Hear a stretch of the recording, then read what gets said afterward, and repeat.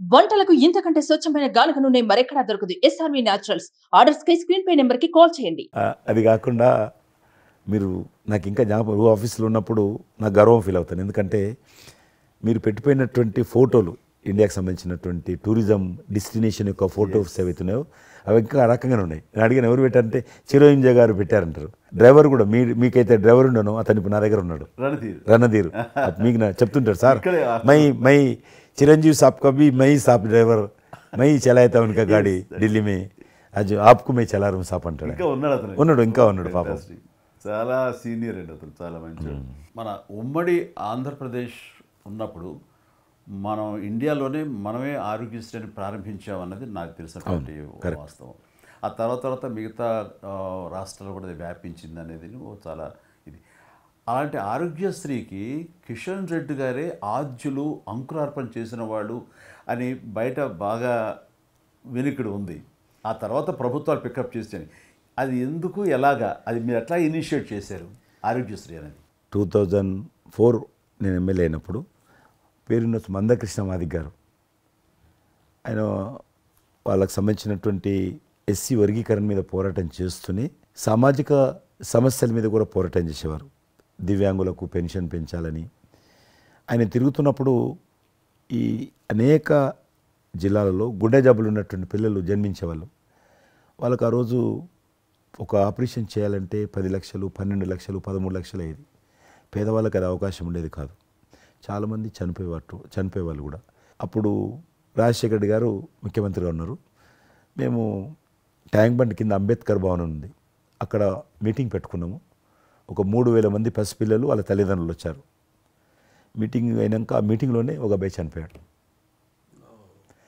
ఇప్పుడు ఏం చేయాలి సేమ్ అబ్బాయి అంతే వచ్చాడు, చిన్న పసిబాబు అందే వచ్చాడు, అబ్బాయి చనిపోయాడు. మేము ఏం చేసినాం, నేను మందకృష్ణ గారు కలిసి, నేను కూడా ఉద్యమానికి వెళ్ళాను.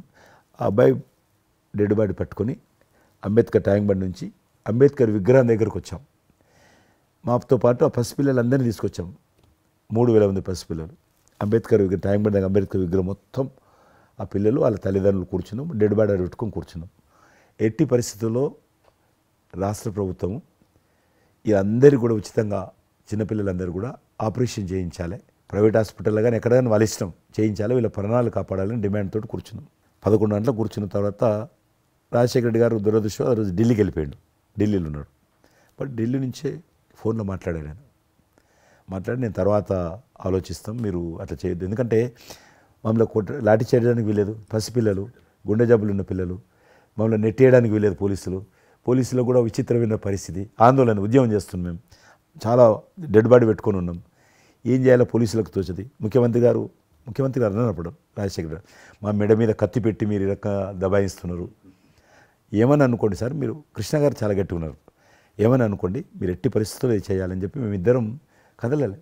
రాత్రి ఆల్మోస్ట్ 10 o'clock మళ్ళీ ముఖ్యమంత్రి గారు ఫోన్ చేసి, మీరు మాట చెప్పడం కాదు ఆర్డర్ రావాలను, వీళ్ళందరికీ ఫస్ట్ మేము రాష్ట్ర ప్రభుత్వం తరఫున గుండె జబ్బులు ఉన్నటువంటి పిల్లలందరికీ ఎంత డబ్బు అయినా ఖర్చు అయినా సరే మేము ఆపరేషన్ చేయిస్తానని చెప్పి ఢిల్లీ నుంచి మాట ఇచ్చి ఆర్డర్ తీసి మా చేతులు పెట్టినాక మేము పిల్లలందరినీ తీసుకొని వెళ్ళిపోయినాం, ఫస్ట్ పిల్లలు వాళ్ళ తల్లిదండ్రులు. ఆ తర్వాత మళ్ళీ ముఖ్యమంత్రి గారు వచ్చిన తర్వాత మళ్ళీ మీటింగ్ పిలిచాడు మమ్మల్ని. పిలిచి ఈ రకంగా చేయడం తప్ప, మీరు నన్ను బెదిరించారు, బ్లాక్మెయిల్ చేశారు, ఆర్డర్ చేశారు, ఏమని అనుకోసారి మేము ప్రజల పిల్లల ప్రాణాలు కాపాడడం కోసం చేశాను తప్ప మీకు వ్యతిరేకంగా కాదు, ఇంకొకరు కాదు. అందులో బాబు చనిపోయాడు.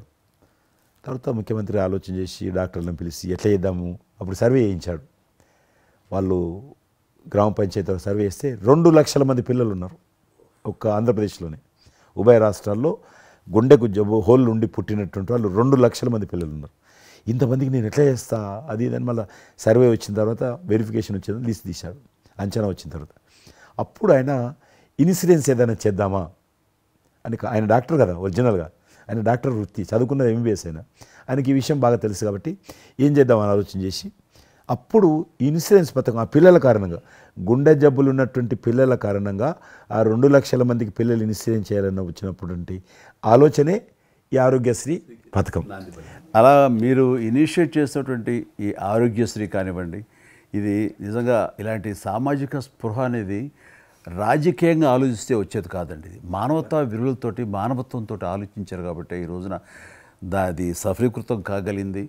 భారతదేశంలోనే అది ఒక అందరూ ఆచరించేటువంటి గొప్ప పథకం అయింది. అది ఎంతమంది లబ్ధి పొందుతారో వాళ్ళందరూ బ్లెస్సింగ్స్ మీకు ఉండాలి. సుమన్ టీవీలో మీ పర్సనల్ అండ్ బిజినెస్ ప్రమోషన్స్ కోసం కింది నెంబర్కి కాంటాక్ట్ చేయండి.